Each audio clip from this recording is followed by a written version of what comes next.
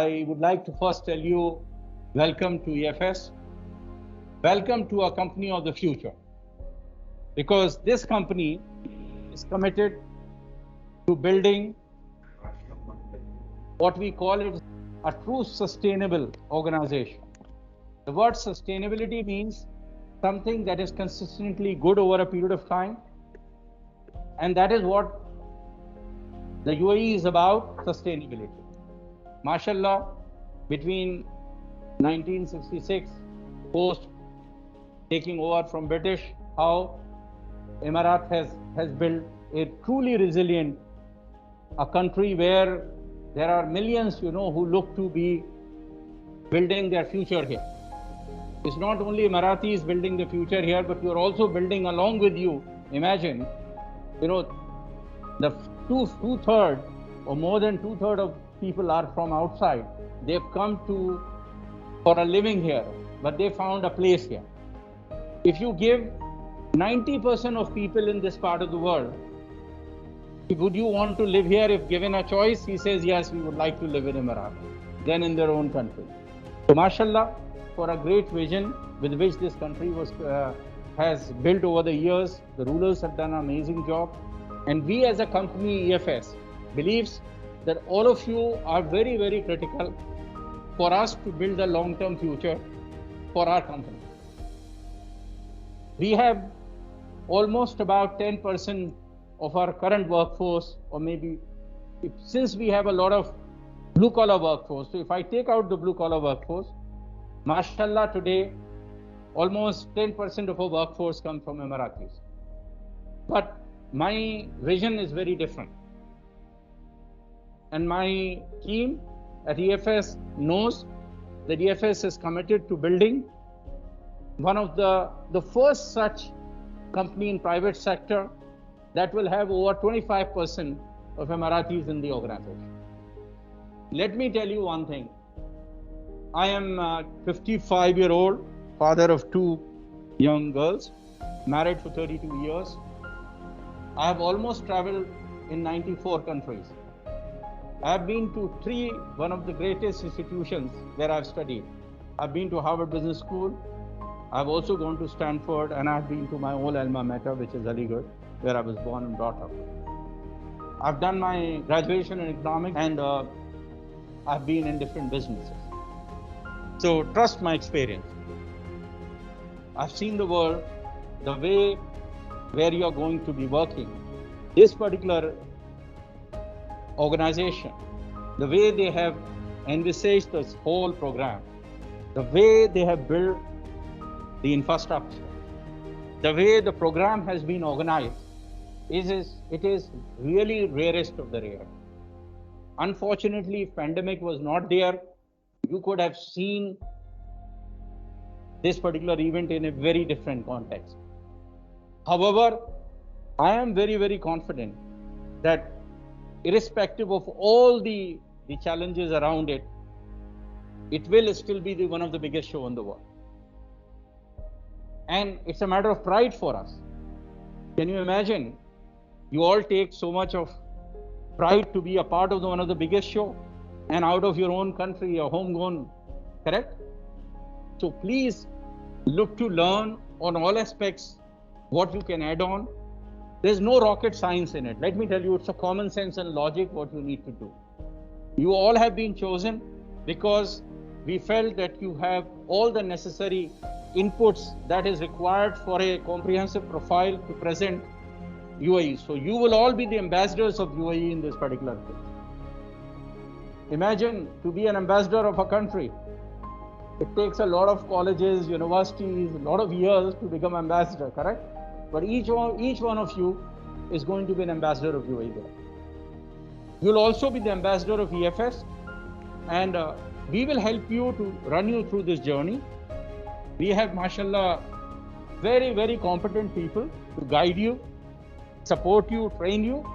And inshallah, I would like to hear from all of you in 3 months' time to understand what your journey is and how we can help to build a long-term, a future path for all your progression and development, and a new platform with which we can do things in a more impactful way. I'm already in discussion that I can take all of you to the next level, and inshallah that will happen. I was very keen to meet all of you because I thought it is important that we should introduce you to the EFS. I'm sure all of you have got to know everything about it. Please feel free to meet your engagement managers. Our HR director, she is here. Saima, please come here. We are all in this company for 10 years. I'm there as a CEO of the company for 11 years. This company has been in operations for 20 years. And do you know that this company built the modern Dubai and many aspects of Abu Dhabi when it comes to mechanical, electrical, plumbing assets? Most of your iconic buildings were built by this company. Although we were originally in building and now we've become a maintenance company, and that's what we want. I would leave the house open for your discussion, for hearing from all of you. Saima is there, Faiza is there, Joel is here. These are the managers who are going to work on a day-to-day basis. Yeah, Zayed, please come here. Tausif is here from employee engagement perspective. He has a team. We have Tilly here, our happiness manager. Please come here, Tilly. And this is where you have come, is our cafe, which we have built it. And we are all a homegrown. You know, when people say you are a multinational company operating in 23 countries, where are you headquarters? I said UAE. He says, where is your home? I said UAE. So this company is one of the UAE-led multinational. It doesn't have any other place but here. And that's our home. So please ask me any question.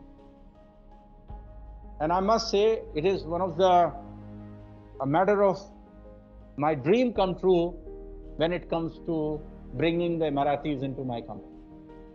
I waited for very long. But it was never these many numbers.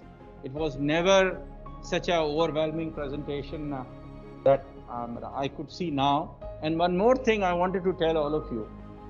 My team that has interviewed you, they were surprised and amazed that such a bright talent is coming for this particular thing. And I'm sure your potential is much more than what you think. We will help you to leverage this and make it into mashallah, a dream come true for all of you. Any questions?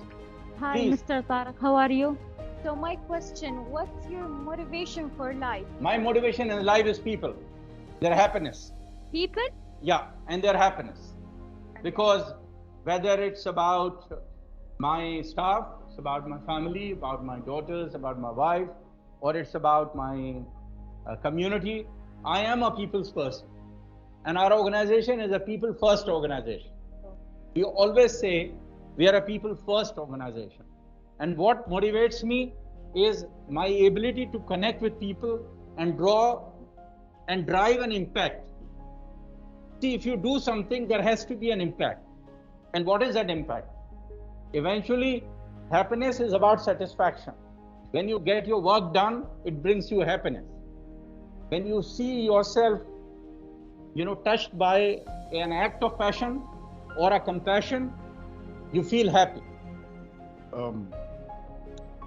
What I would like to ask is, with all of this experience journey, I'm sorry, I forgot to say, my name is Abdullah Hamid Al-Hosani. I'm from Abu Dhabi and I live in Dubai. I have been working as well in several like Emirates and all Emirates overseas and here as well. My question would be is, in the journey experience, what was your major and until now your major accomplishment? My major accomplishment? Yes, that you're always looking to. See, success is a very relative factor. For some people, it is about becoming a CEO could have been, people say it's the biggest accomplishment. Somebody says having so much of wealth, car, drivers, amenities. Somebody says power. For me, the biggest accomplishment is always my impact assessment of things I have done. How happy my employees are, how I'm able to have my own family accomplishment in terms of my daughter's growth, in terms of their education, in terms of their impact, in terms of my relationship with my own family, with my wife, in terms of what I have done for community. So let me tell you that my biggest driving factor always has been my ability to influence and meet expectations from different stakeholders. So when I hear from my staff that they're very happy in the company, that is an accomplishment for me. When I hear from my partners that you've done a wonderful job for our company, and when I look at my employees, I look at how I'm able to meet their expectations. Let me tell you, my entire impact assessment is always about that. And it was never about a car or a position, because being a Muslim, everybody is indispensable. What is not indispensable is your relationship. Correct? You cannot dispense relationships. Relationships are built out of goodwill. And you earn a goodwill through honest act. It's not only an act of compassion, but it's an act of deliverance where you create a permanent impact. If you have corrected somebody and he has learned from that to do things in a better manner, that's not an act of compassion, it's an act of correction, where you're able to create an impact. So that's what it is. Yes? There's Zainab Muhammad from Zainab? Teams. Yeah, please. How are you, Zainab? Assalamu alaikum wa rahmatullahi wa barakatuh, Mr. Tariq and everyone. How's the family, Zainab? How are you? Alhamdulillah, alhamdulillah, boss. I just have one question, that what's your expectation from UAE National? As we are a UAE National, what is your expectation? What we can do more? What the value we can put more for the EFS to be EFS to be get the value, more value? See, I have learned in life, and I always say, put your good in others' good. Correct? If you do good to others, automatically your own good will come. So when I look to expect from people, I want to make sure that you are happy and you feel that this engagement has helped you to explore all your potential to the best. So please use EFS as a platform to explore your potential, to perform your best. That gives you happiness. Automatically your happiness will give me what I am looking at. And I can assure you this will happen. When you finish 7 or 8 hours or 6 hours of your work, you go home happy. You only go home happy when you complete and you accomplish what you want to do that. We are there for you to leverage, train you, provide you deep insights, help you to learn new things, and inshallah you will be able. And my expectation, please take every opportunity to learn, take every opportunity to build a long-term sustainable future from this engagement. Be it EFS, could be anything, but I can assure you this is an amazing opportunity coming your way. So that's what it is, my expectations. Thank you so much. Thank you so much, Mr. Tariq. Tell me 2 important things. Midway, we will do one more assessment with all of you, and we would like to see your journey through this experiment. And then we will tell you these are the future roles in our industry that you can undertake in future, which is your progression. So I want my team, Saima, to make sure that we do a showcasing of what facility management industry is about, what roles fit in what your current, after undertaking this particular project. Hopefully it will be much longer period, but for some reason, even if there are changes in it, EFS will present to you the opportunities that you have for your progression, because facility management is all common sense and logic. You don't need to have an experience to be a facility management professional.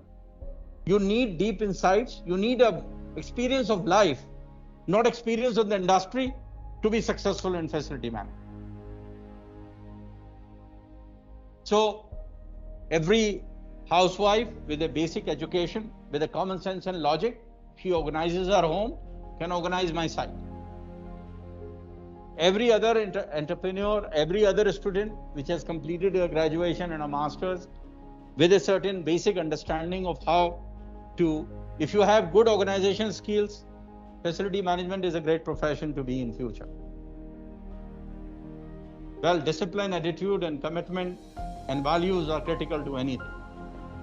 A combination of that with some critical professional skills, the functional skills you learn over the period of time. So, any questions?